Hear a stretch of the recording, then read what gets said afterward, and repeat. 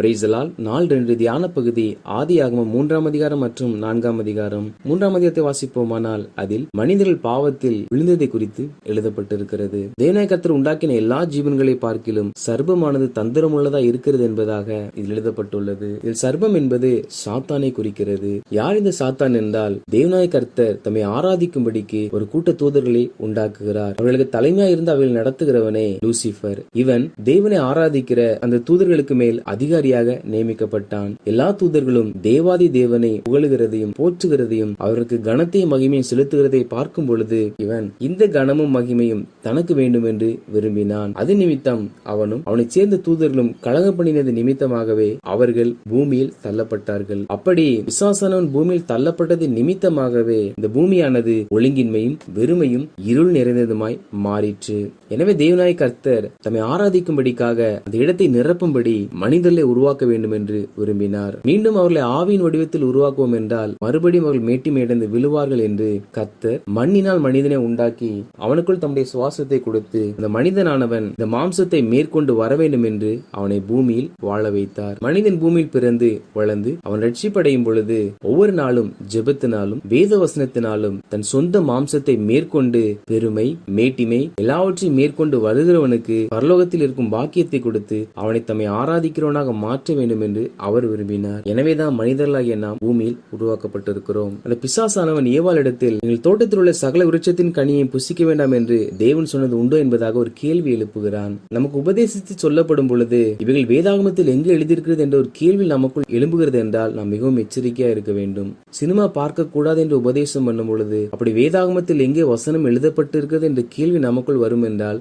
சாத்தான் நம்மோடு பேசுகிறார் என்பது அர்த்தமாகும். தேவன் ஒரு காரியத்தை கட்டளையிடும் பொழுது அந்த கட்டளைக்கு எதிராகவே நமக்குள் பிசாசானவன் கேள்விகளை உண்டு பண்ணுவான். கர்த்தருடைய வார்த்தையை சந்தேகப்படும்படிக்காக எங்கே எப்படி எழுதப்பட்டிருக்கிறது என்பதாக நமக்குள் கேள்வி எழுப்ப ஆரம்பிப்பான். எனவே சத்தியத்தை உபதேசிக்கும் பொழுது நமக்குள் இப்படிப்பட்ட கேள்வி எழும்பும் என்றால் அது சாத்தான் நம்மோடு பேசுகிறான் என்பதை நாம் அறிந்து உணர்ந்து அவனை நாம் மேற்கொள்ள வேண்டும்.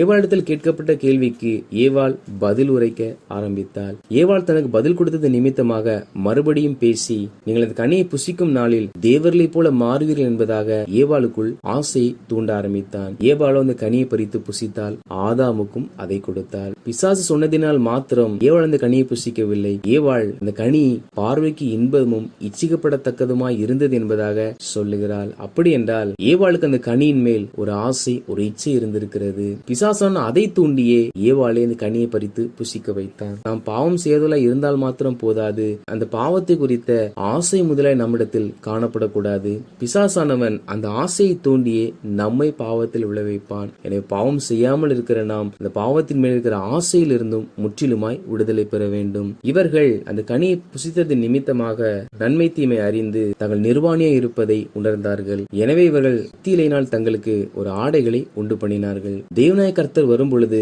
ஆதாமை அழைக்க ஆதாம் நான் நிர்வாணியா இருக்கிறேன் என்பதாக சொல்லுகிறான். அப்பொழுது கர்த்தர் நான் புசிக்க கூடாது என்று சொன்ன கனி நீ புசித்தாயே என்று கேள்வி கேட்கிறார். ஆதாமோ என்னோடு இருக்கும்படி தேவரீர் தந்த ஸ்திரீயானவள் விருட்சத்தின் கனி எனக்கு கொடுத்தால் நான் புசித்தேன் என்பதாக தன் மனைவியாகிய ஏவாள் மேலும் அவளை தந்த தேவன் மேலும் குற்றம் சாட்டுகிறான். அன்றிலிருந்து இன்று வரை மனிதர்கள் தாங்கள் செய்கிற தப்பிதங்களை ஒரு நாளும் ஏற்றுக்கொள்வதில்லை. எல்லாவற்றிற்கும் பிறர் மேல் பழி சுமத்தி தங்களை குற்றம் இல்லாதவர்களாகவே காண்பிக்கிறார்கள். கர்த்தர் ஏவாளிடத்தில் கேட்க ஏவாளும் சர்ப்பம் என்னை வஞ்சித்தது நான் புசித்தேன் என்பதாக கூறுகிறாள். இந்த வகையான கிறிஸ்தவர்களும் இந்த நாட்களில் இருக்கிறார்கள். நான் எதுவும் செய்யவில்லை, பிசாசானவன் தான் என்னை செய்ய வைத்தான், பிசாசுதான் என்னை பாவத்தில் விழ வைத்தான் என்று எல்லாவற்றிற்கும் பிசாசின் மேலே குற்றம் சாட்டி கொண்டிருப்பார்கள். கர்த்தர் சாத்தானிடத்தில் எந்த கேள்வியும் கேட்கவில்லை, பிசாசானவனை சபிக்கிறார். உனக்கும் ஏவாளுடைய வித்திற்கும் பகை உண்டாக்குவேன், அவர் உன் தலையை நசுக்குவார் என்று சொல்லி ஆண்டவராய் இயேசு கிறிஸ்து கல்வாரி சிலுவையில் பிசாசனுடைய தலை நசுக்குவதை குறித்தும் தீர்க்க தரிசனமாய் ஆண்டவராகிய தேவன் இதில் சொல்லி இருக்கிறார். சாத்தானை மாத்திரமல்ல, அவருடைய வஞ்சகத்திற்கு உட்பட்ட ஏவாளையும் கர்த்தர் சபித்தார். அந்த சாபத்தின் நிமித்தமாகவே குழந்தை பிறக்கும் பொழுது வேதனைகள் உண்டாகிறது. அந்த சாபத்தின் நிமித்தமாகவே மனைவிகள் மேல் கணவர்கள் ஆட்சி செய்கிறார்கள். ஏவாள் செய்த தப்பிற்கு உடன்பட்ட ஆதாமையும் கர்த்தர் சபித்தார். அந்த சாபம் என்னவென்றால் உயிரோடு இருக்கும் நாளெல்லாம் வருத்தப்பட்டுதான் அதில் பலனை புசிப்பாய், வேர்வை சிந்தி ஆகாரம் புசிப்பா என்பதாகும். மேலும் கர்த்தர் ஆதாம் ஏவாளுக்கு தோல் உடைகளை உண்டாக்கி உடுத்துவித்தாராம். இதன் பொருள் அவள் தைத்த ஆடை அவருடைய மானத்தை முற்றிலுமாய் மூடவில்லை. எனவே கர்த்தர் ஆட்டு மயிரினால் அவர்களுக்கு புதிய ஆடை கொடுத்தாராம். அப்படின்னா நம்ம அணிகிற ஆடைகள் நம் சரீரங்களை வெளியே காண்பிக்கிறதா இருக்கக்கூடாது. அவைகள் ஒரு நாளும் தேவனுக்கு உகந்தவைகள் அல்ல. எனவே நம்முடைய ஆடைகளிலும் கூட ஆங்காங்கே நம்முடைய சரீரங்கள் தெரியும் என்றால் நாம் அதை முற்றிலும் மறைக்கிறவர்களாய் காணப்பட வேண்டும். இவைகளை கர்த்தர் ஆதியாகமத்திலேயே ஆரம்பத்திலேயே எழுதி வைத்திருக்கிறார். பின்பு கர்த்தர் மனிதன் நன்மை தீமை அறித்த கனியை புசித்து விட்டான், ஜீவச்சித்த கனியை புசிக்க கூடாது என்பதாக அதை காவல்படுத்தி மனிதனை ஏதேன் தோட்டத்தை விட்டு அனுப்புகிறார். அப்படி என்றால் கர்த்தர் எதற்கு அதை படைக்க வேண்டும் என்றால் அதை மனிதர்கள் புசிக்கும்படிதான் படைத்தார். ஆனால் அதற்கென்று அவள் சில காலம் காத்திருக்க வேண்டியதாக இருந்தது. அந்த காத்திருக்கிற பொறுமை இல்லாதது நிமித்தமாகவே மனிதன் புசித்தான். அது நிமித்தம் வேதனைகளும் வீழ்ச்சிகளும் தேவ மகிமையை இழக்கிற காரியங்களும் மனிதனுடைய வாழ்க்கைக்குள் நுழைய ஆரம்பித்தது. 4ஆம் அதிகாரத்தினை வாசிப்போமானால் அதில் ஏவாள் கருவுற்று 2 குமாரர்களை பெறுகிறார். மூத்தவன் பெயர் காயின், இளையவன் பெயர் ஆபேல். காயின் தன் தகப்பனை போல விவசாயியாய் இருந்தான். ஆபேலோ ஆடுகளை மேய்க்கிறவனாய் இருந்தான். சில காலம் சென்ற பிற்பாடு காயின் தன் நிலத்தின் கனிகளில் கர்த்தர்க்கென்று காணிக்கை கொண்டு வந்தான். ஆபேலும் தன் மந்தையின் தலையின்றுகளிலும் அதில் கொழுமையானவைகளிலும் சிலவற்றை கர்த்தருக்கு காணிக்கையாக கொண்டு வந்தான். கர்த்தர் ஆபேலையும் அவன் காணிக்கையும் அங்கீகரித்தார், காயினையும் அவன் காணிக்கையும் அங்கீகரிக்கவில்லை. இதில் கர்த்தர் காணிக்கை அங்கீகரிப்பதற்கு முன்பாக அதை செலுத்துகிற மனிதனை அங்கீகரிக்கிறார் என்ற வார்த்தைகளை நம்மால் பார்க்க முடியும். கர்த்தர் ஒரு நாளும் நாம் செலுத்துகிற காணிக்கைகளை வைத்து நம்மை அவர் ஏற்றுக்கொள்ளுகிறவர் அல்ல. நம்மை அவர் ஏற்றுக்கொண்டால் மாத்திரமே நாம் செலுத்துகிற காணிக்கைகளையும் அவர் ஏற்றுக்கொள்ளுவார். எனவே காணிக்கையினால் நாம் எல்லாவற்றையும் சாதித்து விடலாம் என்று ஒரு நாளும் நாம் நினைக்க கூடாது. நாம் ஆராதிக்கிற தேவன் ஒரு நாளும் பணத்தை பார்த்து நம்மை ஏற்றுக்கொள்ளுகிறவர் அல்ல. காயின் தன்னுடைய காணிக்கை ஏற்றுக்கொள்ளப்படவில்லை என்றவுடன் அவன் எரிச்சலடைய ஆரம்பித்தான். அப்பொழுது கர்த்தர் காயினை நோக்கி, நீ நன்மை செய்தால் மேன்மை இல்லையோ, நன்மை செய்யாதிருந்தால் பாவம் உன் வாசல் படியில் படுத்திருக்கும் என்பதாக சொல்லுகிறார். அதாவது ஒரு மனிதன் நன்மை செய்யாமல் இருப்பான் என்றால் அவன் வாசலில் பாவம் படுத்திருக்குமாம். அதாவது நாம் பிறருக்கு நன்மையே செய்யாமல் சுயநலவாதிகளாய் வாழ்வோம் என்றால் நம் வாசல் படியில் பிசாசானவன் படுத்திருப்பானாம். ஆண்டவராகிய தேவன் நன்மை செய்கிறவரை போல அவரை பின்பற்றுகிற நாமும் அவரை நம்புகிற நாமும் நன்மை செய்கிறவர்களாய் காணப்பட வேண்டும். நாம் யாருக்கும் நன்மை செய்யாமல் வாழும் பொழுது நம் வீட்டு வாசலில் பிசாசானவன் படுத்திருப்பான். பிசாசானவன் வாசலில் படுத்திருந்தால் அவன் அமைதியாகவா இருப்பான்? இந்த குடும்பத்தின் மேல் தன் அதிகாரத்தையும் தன் ஆளுகையும் தன் கிரியைகளையும் செய்கிறவனாய் இருப்பான். அந்த வீடானது ஒழுங்கின்மையும் வெறுமையும் இருள் நிறைந்ததுமாய் மாறிவிடும்.